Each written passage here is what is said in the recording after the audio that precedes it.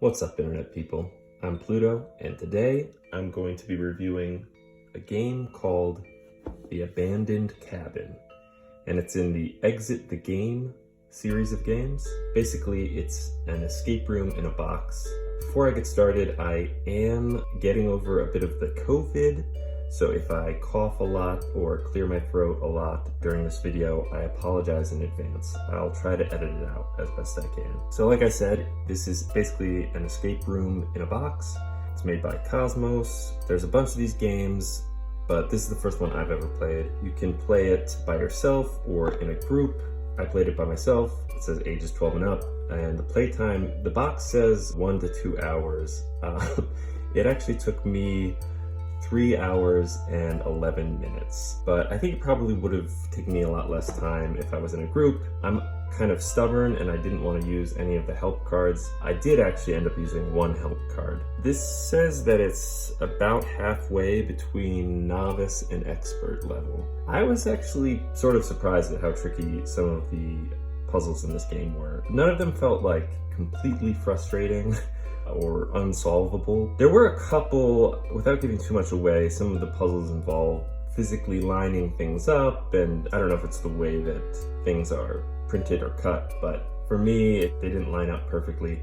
It's also possible that it was user error. I had a lot of fun playing it by myself, so I imagine it'd be even more fun in a group. I'll sort of go over how the game is played and talk a little bit about that, but I won't spoil any of the puzzles. So basically, inside the box, you get this guide, and it just sort of talks about the premise of the game. Basically, the premise is that you and your friends are driving to some kind of beach vacation rental, but your car breaks down in the woods, and it's raining, so you try to find shelter for the night, and you come across this abandoned cabin, and you stay there for the night. I think there was like one couch in the whole cabin, so I don't know how many friends you're with. I'm not sure why the cabin doesn't have a bed, but anyway. Then you wake up in the morning and you're all locked in, and there's bars on the windows, which you somehow didn't notice the night before.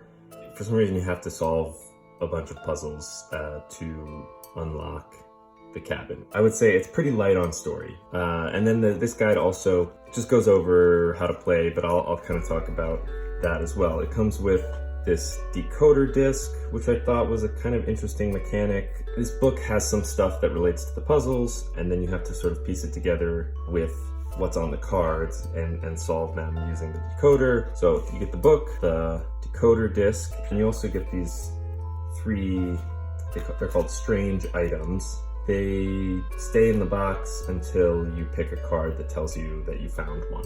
So basically the cards, the pile comes like this. It's on top, it tells you not to look at the cards, and then on the bottom it says like, hey, this is the bottom of the deck. Turn it over because you don't want to like flip through it and see the bottoms of any of the cards. So you get those two cards, and then basically the cards can be divided into three groups. There's the riddle cards, and they're A to W. Then you have the answers cards, which are numbered, and I think they go up to 20. Oh, they go up to 30. And then you have the help cards. So basically, you open up the book and start reading, and it sort of gets the story such that it sets the story in motion. And then throughout the story, you'll find riddle cards. And the riddle cards, some of them won't come into play immediately. They'll help you solve a riddle, but they don't contain a riddle, if that makes sense. As you go through the game, some of them will have these symbols that match up to the symbols on the decoder, and that symbol corresponds to a riddle. Some of the riddle cards don't have the symbols, they just help you solve the other riddles. So if you're trying to solve a riddle and you're totally stuck, you can go through this deck and you're looking for, again, the symbol that corresponds to the riddle you're trying to solve. Every riddle has a first clue, a second clue, and a solution. So you basically go in that order. You say, hey, I'm trying to solve the hexagon riddle. So you pick the first clue first, and then the second clue, and then the solution if you need it. I only ended up looking at the first clue for one of the riddles, and I don't feel like it really helps me all that much, but when you think you have the solution to a riddle, in this game, the solution to every riddle is like a 3-digit number. So when you think you have the answer, let's say, again, you're on the hexagon puzzle and you think the answer is 2, 4, 5, this opening tells you which card to look at.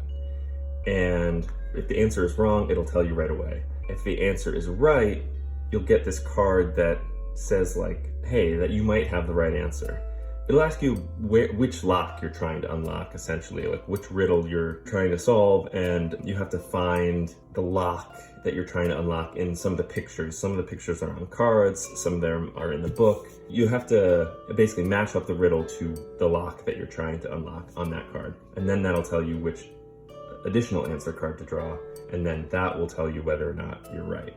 I enjoyed the puzzles. Difficulty-wise, I was pleasantly surprised. It was more of a challenge than I thought it would be. Story-wise, I would have liked for there to have been more story. Like, I like the overall format of these games. Like, I think it's really neat, but I think there's opportunities to kind of like flesh out the story a little bit more. Oh, I wanted to talk a little bit about how you score. So basically, how you score is based on how many help cards you use, as well as your time. My time was well over 2 hours, so I was in this bottom row, and I did use one help card, so I got 5 stars out of 10, and that is just what it is. Maybe I'll do better next time I play a game like this.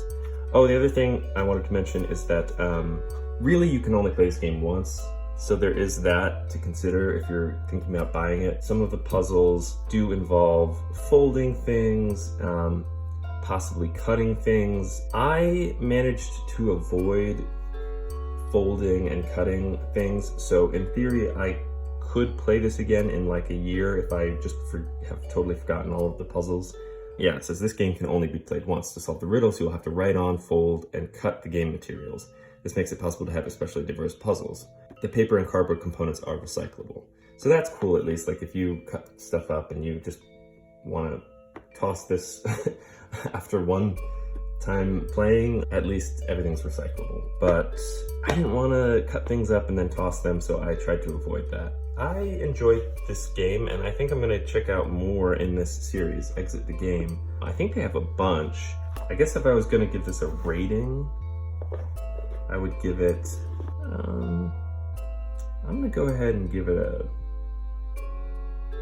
7.5 out of 10.